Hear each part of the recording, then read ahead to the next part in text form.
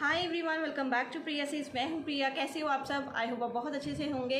तो पूरे 1 महीने के बाद आज मैं वीडियो बनाने लगी हूँ। एक्चुअली बच्चों का बर्थडे था तो उस चीज़ में मैं बिज़ी थी, इसलिए वीडियो नहीं बना पाई। 1 अक्टूबर का था, अब हो चुका है बर्थडे, तो मैंने सोचा कि क्यों ना अब काम स्टार्ट किया जाए। तो आज की वीडियो होने वाली है बेड रेस्ट के ऊपर। दिन में मुझे बहुत ज़्यादा मैसेज आते हैं इस चीज़ के ऊपर कि हमें कितनी बेड रेस्ट करनी है, कब करनी है, एम्ब्रियो ट्रांसफ़र के बाद करनी है, प्रेगनेंसी के बाद करनी है। तो ये वीडियो अगर आप स्टार्टिंग से लेके एंड तक देखोगे तो सच कह रही हूँ आपकी सारे कन्फ्यूज़न जो है वो दूर हो जाएंगे। देखिए, मुझे भी बार बार ना ऐसे कहना अच्छा नहीं लगता कि डियर इस पर मैंने वीडियो बनाई है, प्लीज़ आप वो देख लीजिएगा। तो अगर आप पहले ही वीडियो देख के पूरी वीडियो देख के आओगे ना तो आपके सारे सवालों का जवाब आपको मिल जाएगा। ये अगर आपके पास कोई क्वेश्चन है तो मैं उसका जवाब ज़रूर दूँगी, लेकिन वही बात बार बार मुझे भी कहना अच्छा नहीं लगता है ना। तो चलिए आज की वीडियो स्टार्ट करते हैं। आज की वीडियो जैसे मैंने आपको बताया कि है बेड रेस्ट के ऊपर। देखिए ये बेड रेस्ट की जब बात आती है तो बात आती है कि हम IVF स्टार्ट हो चुका है, एम्ब्रियो ट्रांसफ़र हो चुका है, अब हमें कितनी बेड रेस्ट करनी है। इसके ऊपर मैंने पहले भी वीडियो बनाई है। छोटी सी बात से ही मैं ये सारी चीज़ें क्लियर कर दूंगी। मैंने जब मेरा एम्ब्रियो ट्रांसफ़र हुआ, मैं बाहर आई और जब डॉक्टर मुझे दवाई वगैरह लिख के दे रहे थे तो उस टाइम पे अचानक से मेरे हस्बैंड ने पूछ लिया कि हमारे ना घर के पास एक छोटा सा हॉस्पिटल है, प्रिया के पास एक्टिवा भी है, क्या उस पर जा सकती है ये अपने इंजेक्शन लगवाने? डॉक्टर ने कहा हाँ जा सकती है, क्यों, क्या हो गया? तो उन्होंने कहा कि अगर आपकी सड़क स्मूथ है, थोड़ी जो आपकी रोड है वो ठीक है, तो बड़े आराम से आप जा सकते हो, कोई दिक्कत नहीं है। तो उन्होंने कहा कि रेस्ट वगैरह, कह रहे कोई नहीं, कोई रेस्ट नहीं है, जैसे आपका लाइफस्टाइल है वैसे चलाओ, कुछ नहीं हो रहा, कोई प्रॉब्लम नहीं है। तो मैंने उसके बाद सच कह रही हूँ बिल्कुल बेड रेस्ट नहीं की थी। मैं नॉर्मली अपना घर का सुबह जो खाना वाना है वो बनाती थी। एम्ब्रियो ट्रांसफ़र के बाद की बात कर रही हूँ, प्रेगनेंसी की बात अभी नहीं कर रही मैं।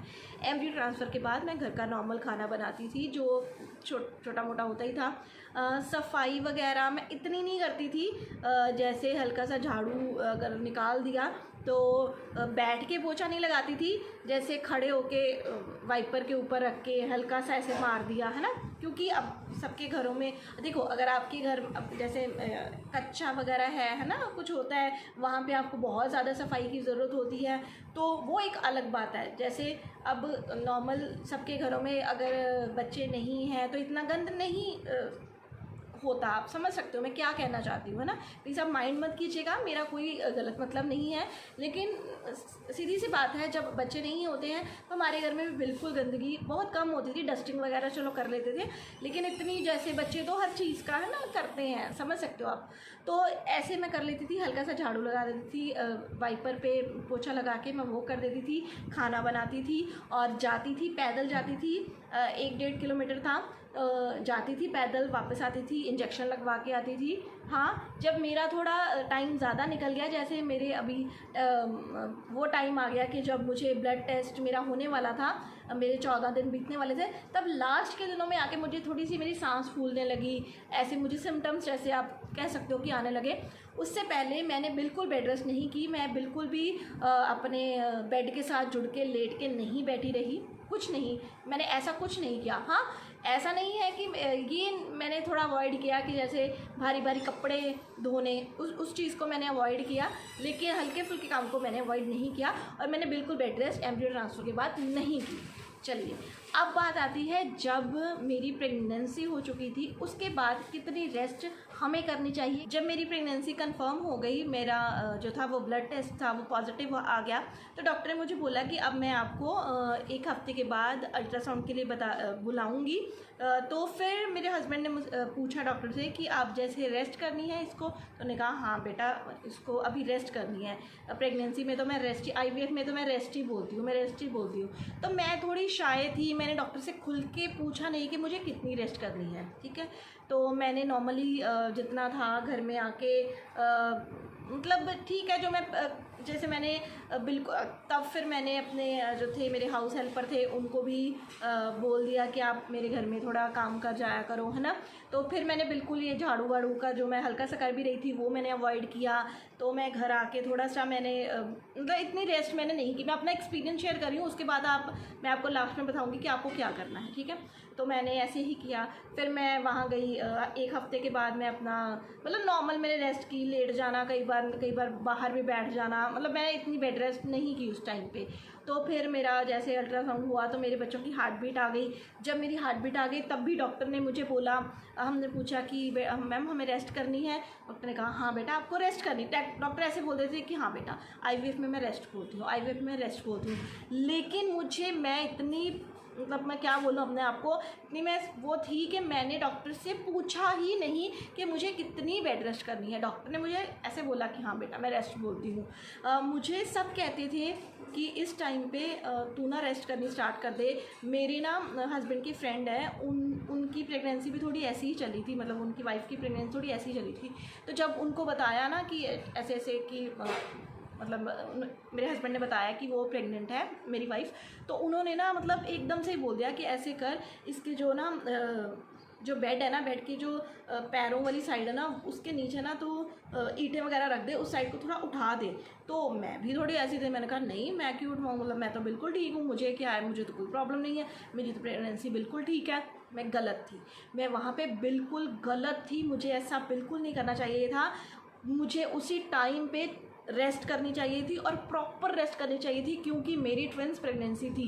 मैं कहती हूँ कि अगर आपकी सिंगल प्रेगनेंसी भी है, लेकिन अगर आपकी प्रेगनेंसी किसी ट्रीटमेंट के साथ हुई है तो उसकी आपको एक्स्ट्रा केयर करने की ज़रूरत होती है। मैं आपको यहाँ पे बिल्कुल नहीं डरा रही, जो मेरे साथ हुआ है मैं आपको वो बता रही हूँ। प्लीज़, बहुत सारी लड़कियाँ हैं मेरी वीडियो देखेंगी जिनका अभी रिज़ल्ट पॉजिटिव आया है, प्लीज़ आप इस चीज़ को ना ज़रूर ध्यान दीजिएगा।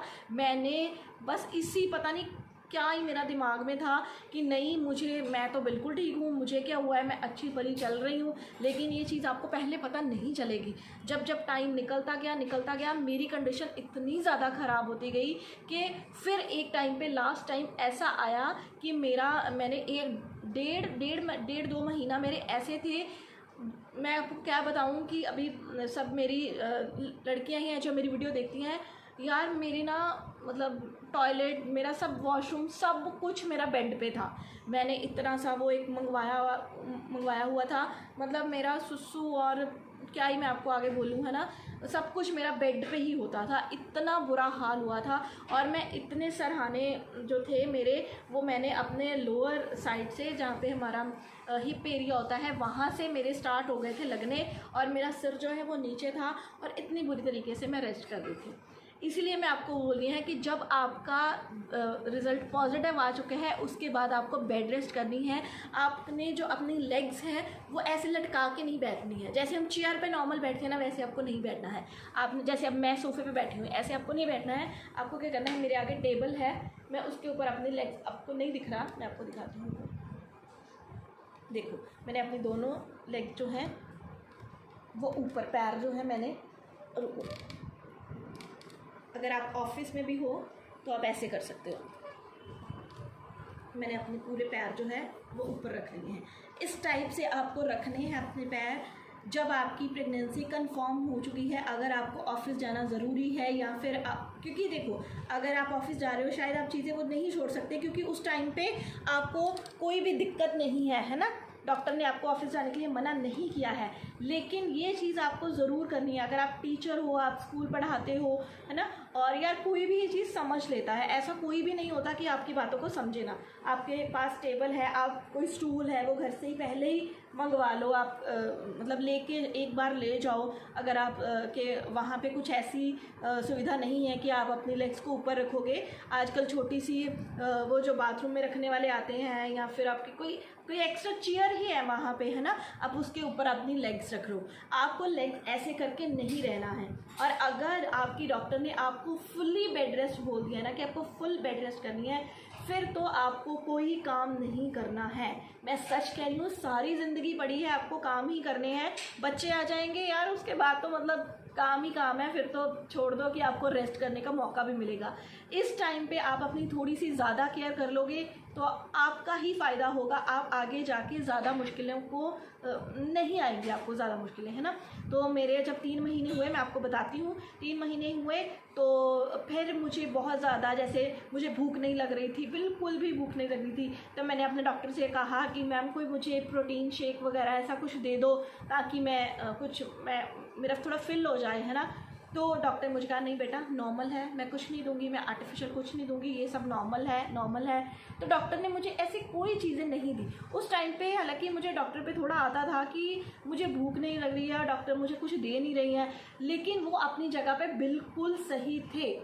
अभी बच्चे हुए, ठीक है, मैं मानती हूँ कि वो थोड़ा जल्दी हो गए या ट्विंस प्रेगनेंसी है, ऊपर से IVF है, थोड़ी दिक्कतें आपको झेलनी पड़ेंगी। ये नहीं है कि आपकी प्रेगनेंसी जो है जैसे नॉर्मल प्रेगनेंसी होती है वैसे चलती है, लेकिन अगर ट्विंस प्रेगनेंसी हो गई है तो थोड़ी सी दिक्कत आपको आती है। मुझे आई है, ज़रूरी नहीं है कि सबको आए, लेकिन ज़्यादातर लड़कियों को, जैसे मैंने हॉस्पिटल में मेरे साथ लड़कियां थी उनको आती हैं। अब मेरे पास कमेंट आया था कि दीदी मैं तो कुछ भी नहीं खा पा रही, मतलब मेरी इतनी ज़्यादा दिक्कत हो रही है कि जो भी खाती हूँ वॉमिट कि मैं क्या करूँ। मैंने उसको यही बात बोली कि यार ये नॉर्मल है, ये ऐसा ही होगा। तो शायद उनको ये बात ऐसी अजीब सी लगी होगी कि यार ये तो कुछ बताती नहीं है। मैं सच कह रही हूँ कि मेरे साथ हुआ था। मुझे वॉमिट नहीं आई थी, मुझे वॉमिटिंग नहीं हुई, लेकिन मुझसे कुछ नहीं खाया जाता था 5 महीने तक। मैं सच कह रही हूँ, अब मैंने बहुत ज़्यादा वेट गेन कर लिया है। उस टाइम पे मेरा वेट इतना ज़्यादा कम हो गया था, हालांकि उस टाइम पे बढ़ना चाहिए लेकिन मेरा कम हो गया था। जब मेरी डिलीवरी भी हुई तभी भी मेरा वेट बहुत कम था, मतलब बहुत इन द सेंस कि जितना होना चाहिए था मेरे वेट के अकॉर्डिंग बढ़ना चाहिए था सॉरी, मेरे वेट के अकॉर्डिंग बढ़ना चाहिए था, वो बड़ा नहीं था, कम हो गया था। इसलिए बच्चे जो है, एक मेरा जो बच्चा है, एक बेबी था, वो था 1 किलो 100 ग्राम और दूसरा था 1 किलो 200 ग्राम। अब आप खुद सोचो 3-3 किलो का एक बेबी होता है। जब नॉर्मल किसी के बच्चा होता है ना, वो 3 किलो का बच्चा या 2.5 किलो का तो कम से कम होता ही है। तो मेरे ट्विंस थे और वो भी इतने कम थे। और ये चीज़ डॉक्टर ने कहा नॉर्मल है, कोई बात नहीं है, आगे जाके बच्चे अपने आप ग्रो कर लेंगे, सब कुछ हो जाएगा।